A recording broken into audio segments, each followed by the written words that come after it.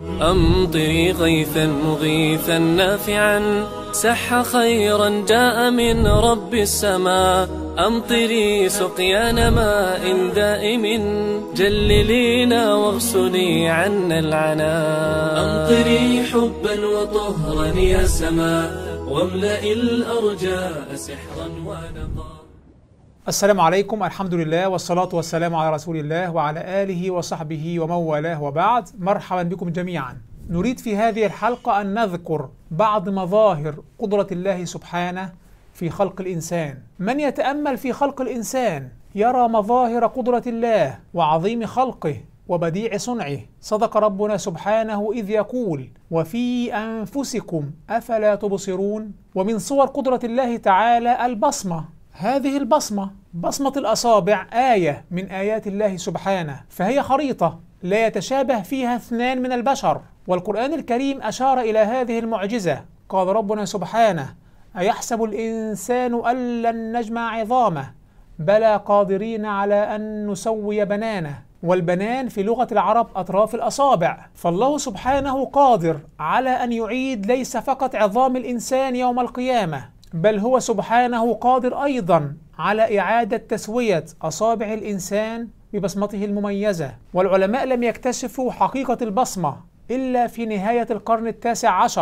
فبصمة كل إنسان ثابتة متميزة، لا يحصل لها تأثر بتقدم العمر ولا حتى بالإصابات أو الحروق. أما لو ذهبنا للعين، تلك النعمة التي لا تقدر بثمن، ألم نجعل له عينين؟ دقة العين توازي 576 ميجا بكسل. تحتوي العين على أنقى عدسة في العالم. حجم المستقبل الضوئي في الشبكية مساحته حوالي ربع مليمتر مربع، يميز بها بين 10 ملايين درجة لونية بأبعادها المختلفة.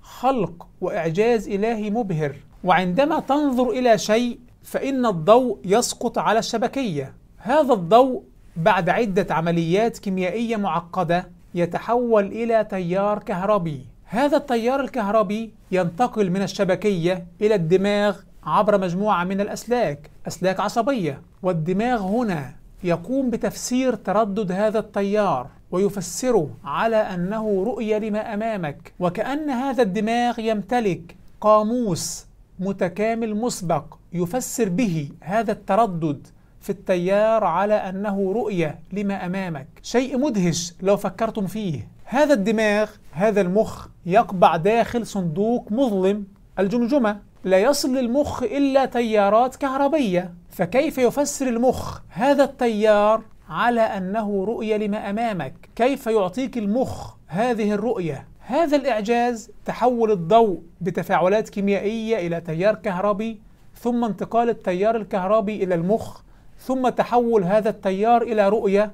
كل هذا الإعجاز يحصل بمجرد أن تفتح عينك. ونفس الأمر بالنسبة للسمع.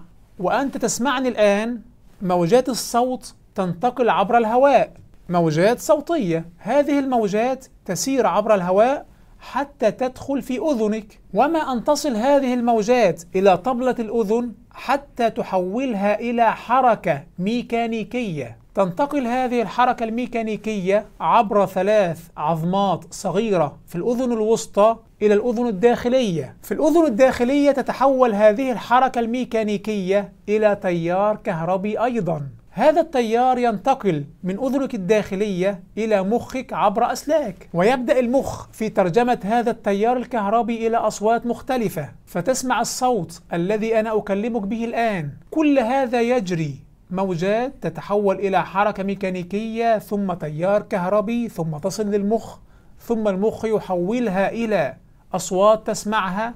كل هذا يجري بمجرد وصول الموجة إلى أذنك. كل هذا يحصل في أقل من جزء من الثانية. والله أخرجكم من بطون أمهاتكم لا تعلمون شيئا وجعل لكم السمع والأبصار والأفئدة لعلكم تشكرون. تخيل المخ تصل له في كل لحظة آلاف الإشارات الكهربية، من السمع، من البصر، من اللمس، التذوق، الشم، من الأعضاء. يميز بين كل هذه الإشارات بدقة من أعجب ما يكون. هذا خلق الله فأروني ماذا خلق الذين من دونه بل الظالمون في ضلال مبين. صنع الله الذي أتقن كل شيء إنه خبير بما تفعلون. وبالتوازي مع كل هذه الإشارات فإن المخ أيضا يدير عمليات النمو، يدير عمل الأعضاء وما لا يحصى من الحركات التي تؤديها في كل لحظة، كل هذا يديره بكفاءة. فمثلا حتى تؤدي حركة بسيطة بيدك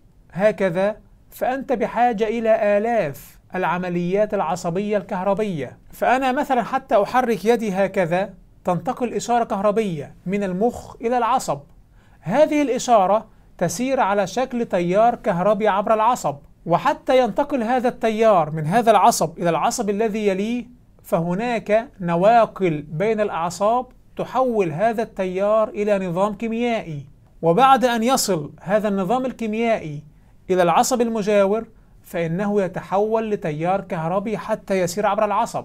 وهكذا في نهاية كل عصب هناك نواقل كيميائية تنقل هذا التيار، وهكذا تظل تسير الإشارة من المخ حتى تصل إلى العضلة التي أريد أن أحركها. على طول العصب تكون تيار كهربي في انتقالها من عصب لآخر على شكل نواقل كيميائية ثم تيار، وهكذا كل هذا الطريق الطويل حتى تصل الإشارة إلى العضلة، فأحرك يدي هكذا أو هكذا أو أقبضها أو أبسطها أو غير ذلك من الحركات. كل هذه العمليات تحصل في أقل من جزء من الثانية. بمجرد ما أن أريد أن أرفع يدي حتى أرفعها، فما بالك بعشرات العضلات التي تحركها في كل لحظة.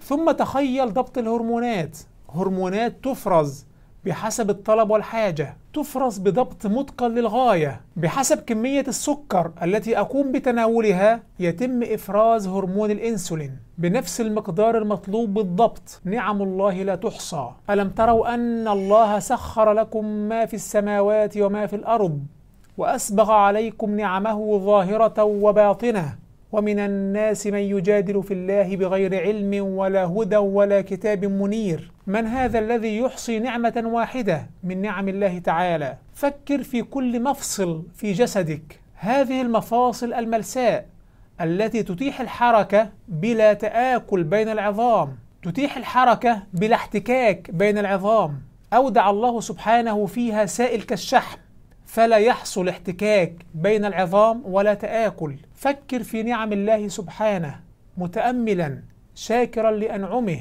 سبحانك ربنا وبحمدك.